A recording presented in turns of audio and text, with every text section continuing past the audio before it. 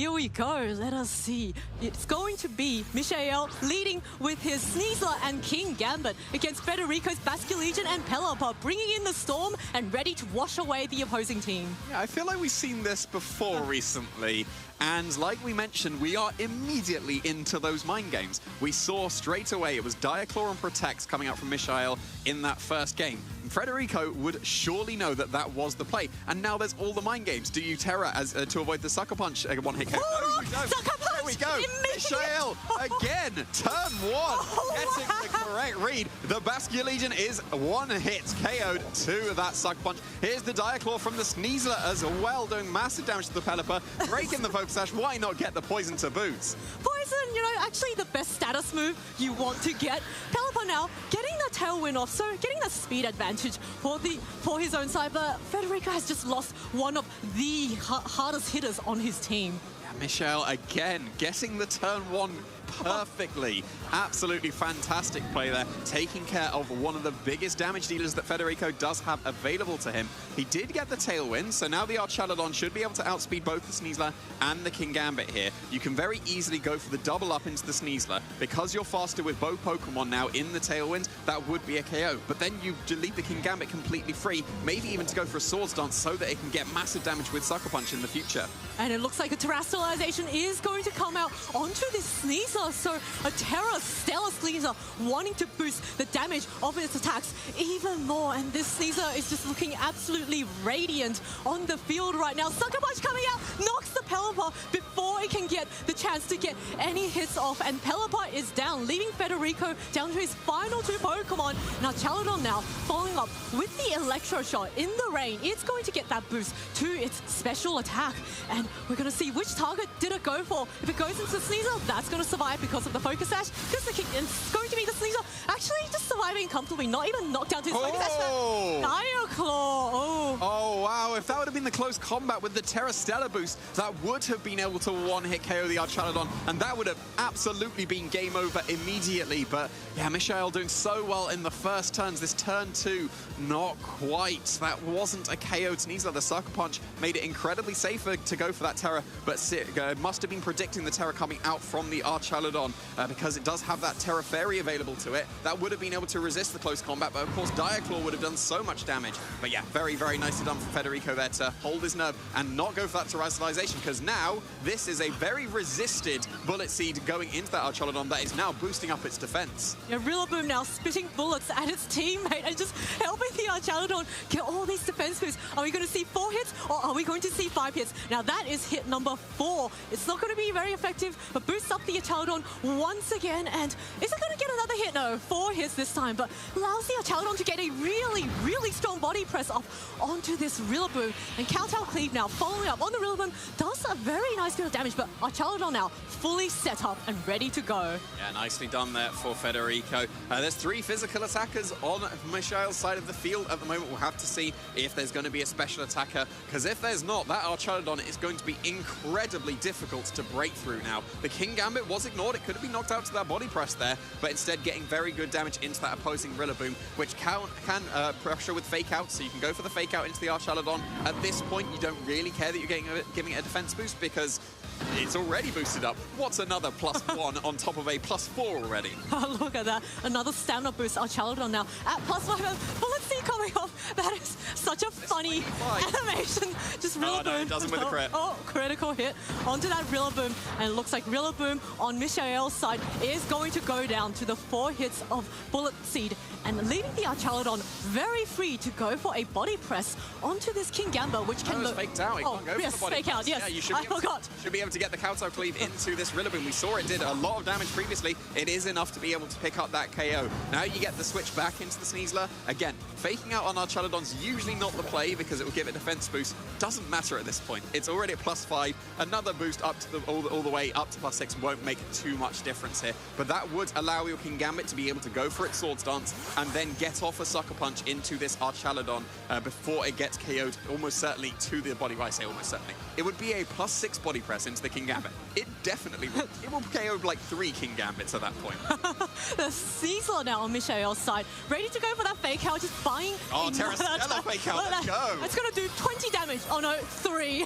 Maybe 20, that's not a +5, but that's now a +6. Now this Archaladon is fully just set up with all those with all those defense boosts. Kingambit now trying desperately to get all those physical attack boosts back up. So +2 Kingambit is really not going to do anything to this Archaladon. Rain does expire, but Archaladon faced up against both physical attackers doesn't have a very comfortable time. Of course, there is always the chance of a critical hit. Yeah, for sure, and the Sneasler probably wants to go for close combat here, because if you go for the Terra on the Archaladon, you're opening yourself up to be Diaclaws. That was just a little bit of chip damage for the second one. But yeah, this is still a Terra Stella boosted close combat that is super effective. It is a +6 Archaladon, not quite raw below half, but that was still significant chip damage there. Yes, the Archaladon taking that so comfortably and answering back with a body press, which easily enough to knock out this Kingambit and forcing Mishael down to his final Pokemon. So from a really explosive Turn 1 start, Federico has managed to keep his cool and claw his way back into this game. And this Archaladon is just so hard to break through. Dragapult is a physical attacker. It's not going to be able to break through this Archaladon, not without the help of a critical hit. And we all know how low the chances of that are happening. Yeah, if you go for Dragon Dance, that's 2 chances to get that critical hit. And if you call the attack correctly into this protecting Sneasler, then that would buy an extra turn potentially to go for an attack. Okay, Phantom Force is the choice to lock into for this Dragapult. By going for the protect, you definitely get the 2 attacks off this turn, because there's no target for the Archaladon. If it attacked the Dragapult with its Dragon type attacks, there's no target, it's Phantom Force. And attacking into protecting Sneasler, there's no chance of breaking through that. The grass is now gone as well, so this is the last amount of HP that this Archaladon has, but it's +6 defense. It should shrug off this Phantom Force very comfortably. Yeah, look at that. That was nothing.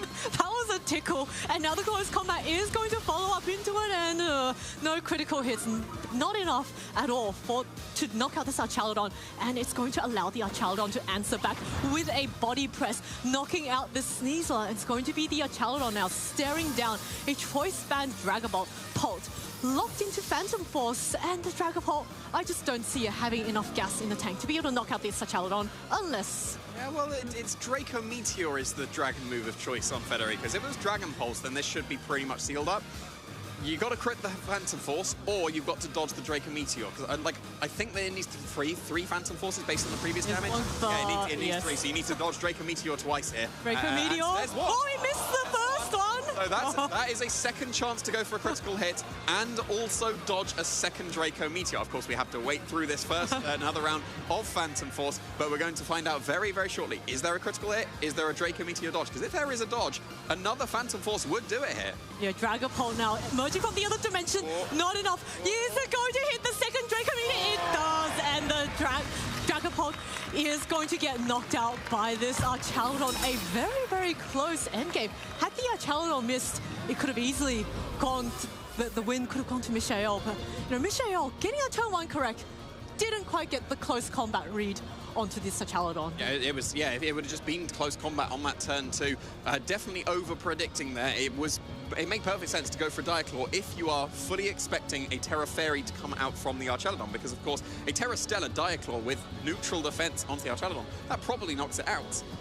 But if there had been just any close combat, like even if it went for a Terra Fairy and then you close combated a Terra Fairy, that doesn't really matter, because then the Bullet Seed into your Cell Bullet Seed, that would have been neutral and actually done some noticeable chip damage. And because the Archaladon was left on 13 HP at the end, that you just needed any extra kind of chip into it.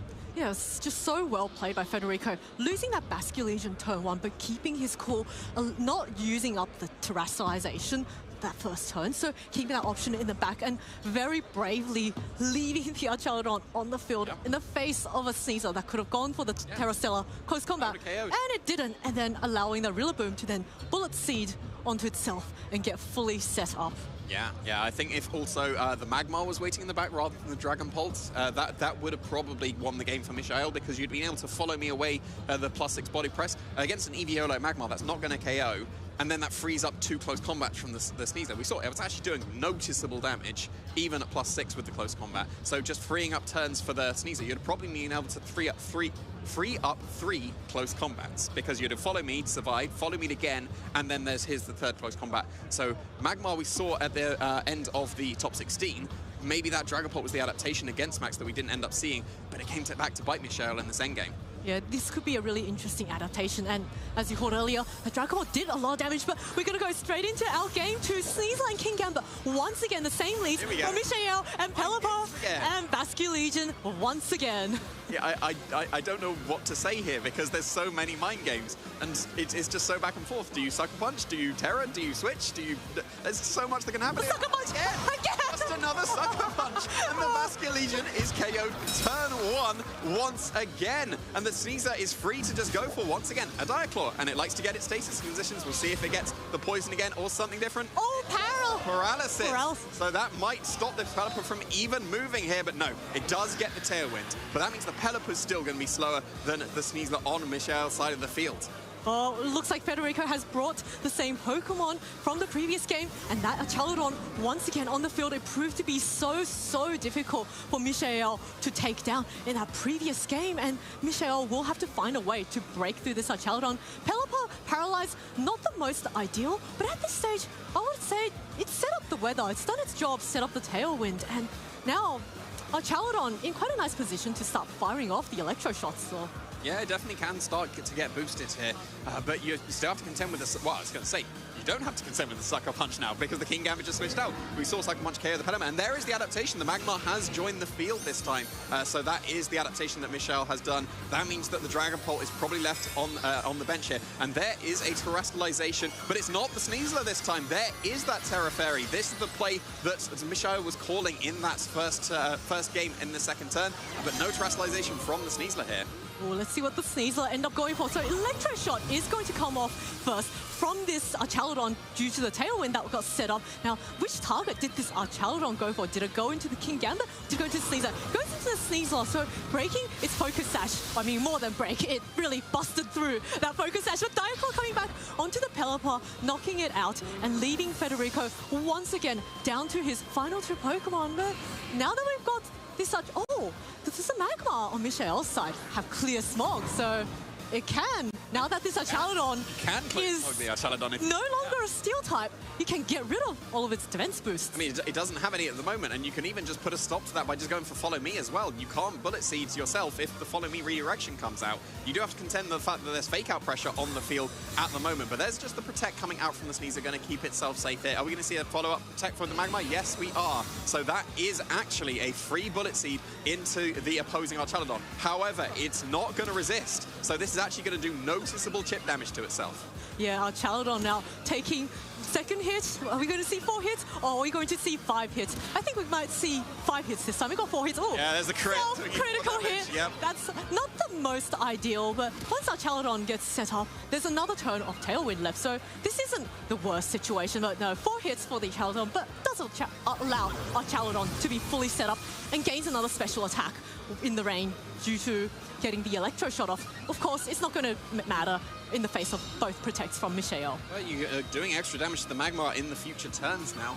A +2, is a Draco Meteor enough to be able to KO the Magmar? It would have to be Draco Meteor, but even, the boosted Body Press would do good damage. It won't KO the Magmar by any means, and because the Terrestrialization has been used, both Pokemon are weak to Diaclaw here, so you could very easily just go for Follow Me and Diaclaw quite comfortably, and if we're seeing the Terrestrialization come out, this might be a Terra Stella boosted Diaclaw as well. Oh, Terra Stella Sneasler is going to deal so much damage if he can manage to get an attack off. This is the final turn of Tailwind, so Sneasler will be going second after all this. Magmar now going for the Follow Me, just keeping Sneasler safe from any attacks. And Grassy Glide coming off, not very effective against the Magmar, doing a nice bit of chip damage. But now we see the stronger hit, the Electro Shot coming off now from a +3. Our Chaladon going to be redirected into this Magmar, which is bulky, but is it bulky enough to hang on onto this? And it is enough. Not enough. Hang on.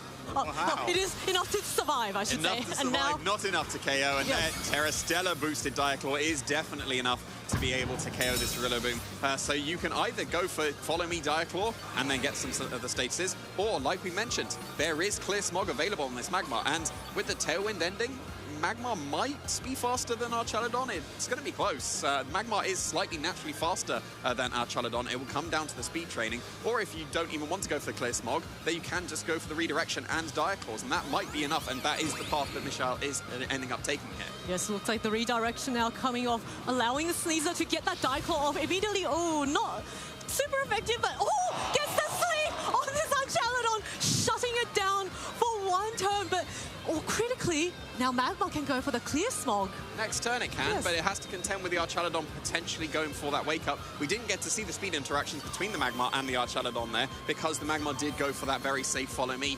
But now you can, for sure, just go for Diaclaw and Clear Smog. Make use of the potential sleeps that are coming out from the opposing Archaladon. Even if it does wake up and attacks the Sneasler, doesn't really matter, because then the Clear Smog would be able to put a stop to that, and that's the end of the game. The forfeit locked in Federico going into that game 3. Amazing. We actually got a glimpse in that last round. The Magma gained health before the Archaladon. Oh, good spot. So good spot. It could be an indication that the Magma is faster, and might be why Federico then forfeited, knowing that the Clear Smog was coming. All the Sneasler had to do was go for the Protect, allow the Magma, get that Clear Smog off, and then it'll just be at +1 because it would have been hit by the Clear Smog and Diaclaw, plus was the King Gambit in the back that he was at the King then Gambit, would have been able to then Swords Dance back up and knock it out. So is it going to be a repeat of the leads? Because there's mind games. I think so. There's always mind games, and Michelle has got it right twice. Do you sucker punch the Basque Legion for a third time? Because surely you're not going to make the same move again, is always the mind game that we need to play. So, yeah, Michelle's got it right. Every single turn 1 so far on stream, Michelle has got it. Yeah, is he going to get it again? I'm going to say yes. I'm going to... yes, if I want to say anything, Michelle is very, very good at reading his opponents. Of course, Federico is also a phenomenal player, so he's not going to make this easy. And I think part of Federico's game plan might be, it's okay if my Basque Legion gets knocked out. I've got my own Archaladon, and you've got to take that out. Your team is heavily physical. Good luck. Yeah, the only special attacker that's being brought to the game is the Magma. The only other one is Primarina, and that's been left on the bench for all of the rain matchups that Michelle has been facing here. There's the Sneasler Gambit. And Basque Legion and Pelipper. Yeah, again, we know what could happen here. What is going to happen? Is there going to be another sucker punch into that Basque Legion? Because again, surely you don't make the same play 3 times in a row. No, you do not.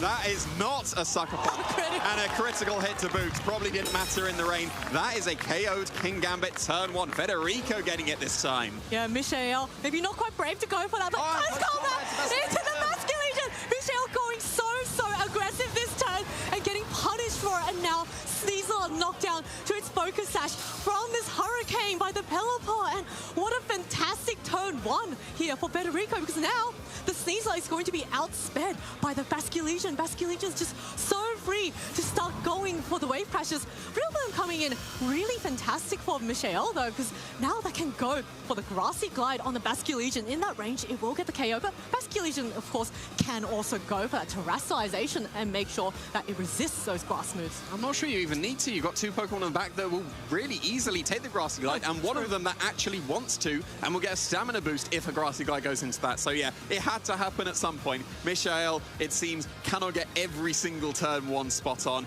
Federico getting the upper end of it, probably making the same play every single time, but paying off this time. Michelle not predicting the same thing for the 3rd time. There we go. The Basque Legion playing it extra safe, does not want to take the Grassy Glide. Not the Archaladon here, just the Rillaboom instead to soak this up. Sneasler now going for a Protect, wanting to preserve itself for one more turn on the field. And Woodhammer coming off onto this Pelipper and knocks the Pelipper down to its focus sash. Now Pelipper, I wonder what we went for. Did it go for that Tailwind, which then gives a speed advantage? And yes, Pelipper going for the Tailwind. Fantastic positioning of Federico, and allowing the Rillaboom to come back in and start going for the fake outs. Yeah, you could just go for fake out into Sneasler, and that's a KO. Not like, forget about just flinching it. It would KO the Sneasler outright. And then Hurricane's going to be incredibly close if it would KO the opposing Rillaboom. But then now the Pelipper's just in Grassy Glide range, so you'd be able to snipe that off pretty comfortably. But then at the same time, there is a Pokemon that likes to switch into Grassy Glides, that really wants to switch into Grassy Glides, and that might be exactly what we're seeing here. Yeah, Pelipper going to withdraw. The Archaladon is coming back in. Federico wanting once again to get his Archaladon fully set up for the game. Terrestrialization coming off. Which player is it going to be? It must be Michelle, because I don't think you want to. And yes, it's going to be that Terra Stella Sneasler. So Michelle must be very confident that the Sneasler is not going to be targeted. And did he get the call correct? So Bullet Seed now coming up into the sneezer, so knocking it out before it even has the chance to move. Michael down with his Terra option and forced down to his final 2 Pokemon. Yeah, you can see what Michelle was going for there. You need the Terra Stella boost to be able to knock out an opposing Rillaboom with the Diaclaw. Okay, that was not a Grassy Glide. That was a high horsepower into a Pelipper. So making the plays that are necessary to be able to come back into this game, but it might be a little bit too late at this point. Yes, that was good damage into that opposing Archaludon, but your only damage output now is this Rillaboom because Magmar, again, is the final Pokemon to be joining the field. You can redirect away any of those Bullet Seeds that can be coming out to be able to boost up the stamina of the Archaludon and just make it completely wall out this Rillaboom. But yeah, you've taken so much damage on Michael's side of the field. You've lost 2 of your heavy hitters as well. Ooh. Pretty much just got on the offense there. Like Rillaboom, high horsepower, that did half damage to the Magmar. That might put it in range of this +1 Electro Shot. Yeah, Archaludon on Federico's side just off to a fantastic start. Getting now that special attack boost at this stage. It's a really comfortable game for Federico. That Electro Shot, not quite. Not enough to knock out the Magmar, but Magmar just not in a happy spot. Going for a Willow is just trying to nullify any damage from this Rillaboom, but I think at this stage it's a bit too little too late. Yeah, it does seem like it. High horsepower is going to be doing, again, some noticeable damage, but that's now +2 on the Archaludon. It seems like it would be able to survive another one of those high horsepowers based on that damage, especially with the grassy terrain recovery. The Magmar's so low now, it's going to be in range of basically whatever attack that Federico wants to go for. Even a Burn High Horsepower would get it. And then you get to Electro Shot once again to boost yourself even further. Yeah, not to mention the Basculegion is also Terra Grass. Federico has not gone for it, so he could just bring that Basculegion out and then go for the last respect once one of his Pokemon's knocked out. Magmar going for the Protect there. Michael just trying desperately to claw his way back into this game. Rillaboom going for that Bullet Seed to his own Archaludon. Even less because of the burn now as well. Yes. How was that 1 damage? That's 1 damage. Literal 1 damage. This Archaludon so comfortable in this position, just really free to start spamming body presses, electro shots. The rain is up. This is Federico's match. Yeah, it absolutely is at this point because it was already +2 on the Archaludon. Even though it hit 5 times, didn't matter. You're +6 on the Archaludon. It was body press into Rillaboom anyway. Ooh, lives, but yeah. It did. It's KOing itself, though, unfortunately. Yes, that was a clutch survival, but no, Woodhammer, recoil. It could have been Bullet Seeds. Like, we're seeing Bullet Seed be able to advance into this top 4 here instead of the Woodhammer. That Magmar's not going to be able to do it. Even if it could break through this Rillaboom and the Archaludon, there's rain waiting in the back. So, yeah, I think we summed it up pretty well. The turn 1 would have been so decisive in every single one of these games. The Sucker Punch, catching the Basculegion twice, and then not catching it in this 3rd game. And that just gave way too much momentum to Federico here. Magmar's going to try its best. It's going to OB. Oh, there we go. Okay, at least you KO the Archaludon, but Rillaboom should be able to wrap this up for Federico. Magmar doing a last hurrah. Well done to Federico. Getting that turn 1 conquer. High horsepower now, knocking it out. Then well done, Federico, for advancing to the top 4 of the Gdańsk Regional Championships. Ending up getting a turn 1 correct against Misha.